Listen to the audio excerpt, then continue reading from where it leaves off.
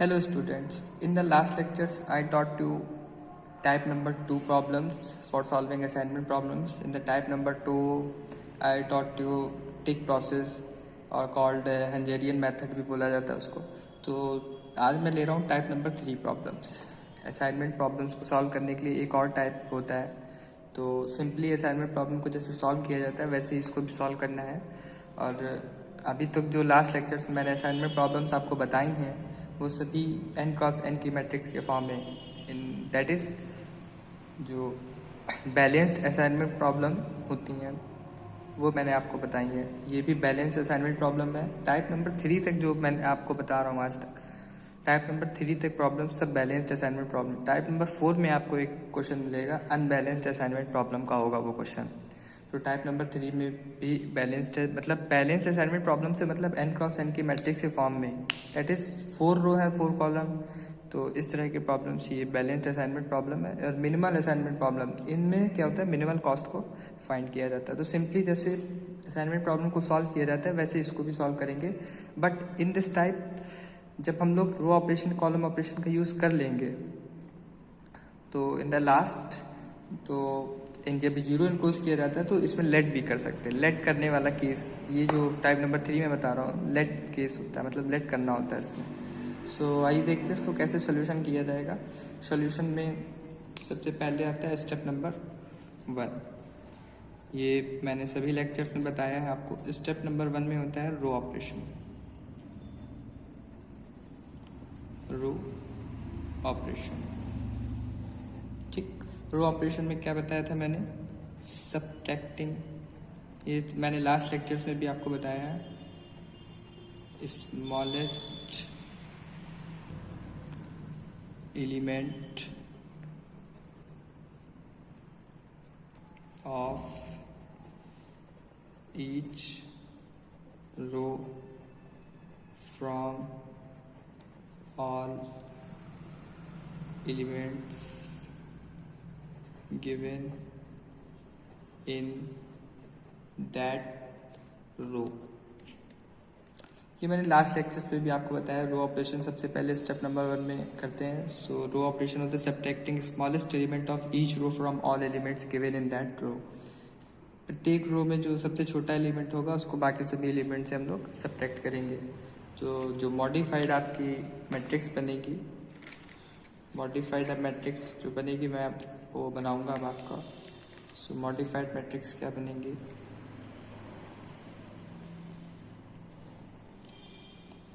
One two three four, ABCD. Modified matrix जो smallest element in the first row, smallest element is 2. When we subtract, जब हम लोग उसको subtract करेंगे तो हम लोगों को मिलेगा first element 0 1 2 3. In the second row smallest element is 4. जब हम लोग सब्ट्रैक्ट करेंगे तो 1 2 3. इन थर्ड रो में स्मॉलेस्ट एलिमेंट है 7. सब्ट्रैक्ट करने के बाद ये दे देगा आपको 7 1 2 1. In the last row smallest element is 3. Subtract करने के बाद 2 and 5 and 1. Now the second step is column operation. Step number 2. Step number 2 मैंने बताया था column operation. Guys, column operation में क्या होता है, subtracting smallest element of each column from all elements. ये मैंने लास्ट लेक्चर्स में भी आपको बताया है. यहाँ तक तो सिंपली सभी क्वेश्चंस में करना होता है, row operation and column operation given in that column.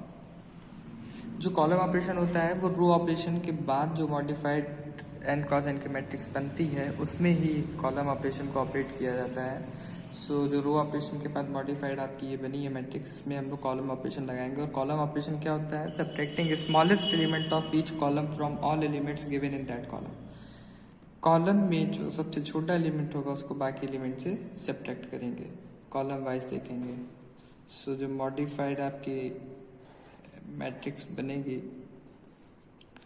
which is 1 2 3 4 A B C D।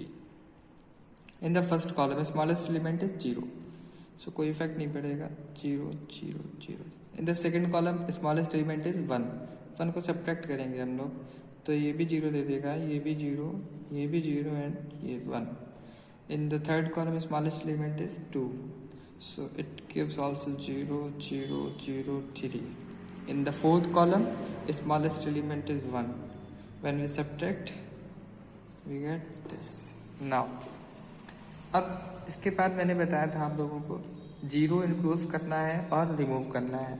तो यहीं पर देखिए यहाँ पर क्या है, यहाँ तक इस टाइप में यहाँ तक प्रॉब्लम सॉल्व होने के बाद यहाँ पर ऐसी मतलब एक स्टेज आ जाएगी, यहाँ पर हम लोगों को कोई 0 इनक्लोज करने पर लेट करना पड़ेगा कि हम लोग कौन सा 0 लेट करेंगे इनक्लोज करने के लिए। तो जैसे फॉर एग्जांपल हम लोगों ने लेट कर लिया, ठीक है, हम लोगों ने लेट कर लिया फर्स्ट वाला 0, ये जो हम लोगों ने लेट कर लिया ये इनक्लोज कर दिया, ठीक है, ये हम लोगों ने क्या किया, लेट, ठीक, ये इनक्लोज किया। जब हम लोगों ने ये इनक्लोज कर दिया, ठीक, हम लोग ये भी कर सकते हैं इनक्लोज, ऐसा नहीं है, लेट किया है तो लेट, ये भी लेट कर सकते हैं, ये भी लेट। जब हम लोगों ने ये इनक्लोज कर दिया तो ये क्या हो जाएगा, इस रो में बाकी सभी 0 क्या हो जाएंगे, रिमूव हो जाएंगे, ठीक। और इस कॉलम में जब देखेंगे तो इस कॉलम में एक 0 ऑलरेडी इनक्लोज हो चुका है, तो बाकी जो सभी 0 होंगे वो ऑलरेडी रिमूव हो जाएंगे। सो हम लोगों ने इनको रिमूव कर दिया। नाउ अब सेकंड रो में आए तो सेकंड रो में ये रिमूव हो गए हैं, 2 0 हैं, तो अभी देखते हैं column wise. In the third row में भी अभी 3 0 है, तो कॉलम वाइज देखते हैं। देखिए इस कॉलम में एक 0 ऑलरेडी इंक्लोज हो गया था, तो बाकी सभी हम लोगों ने रिमूव कर दिए। अब इस रो में देखिए ये 0 तो रिमूव हो ही चुका है, बचा एक ही, तो वो क्या हो जाएगा, वो इनक्लोज हो जाएगा, ठीक। और जब ये इनक्लोज हो जाएगा तो जब आप इस कॉलम में देखेंगे बाद में, तो जब इस कॉलम में देखेंगे तो एक 0 ऑलरेडी इनक्लोज है, जो बचा है वो क्या हो जाएगा, रिमूव हो जाएगा, ठीक। नाउ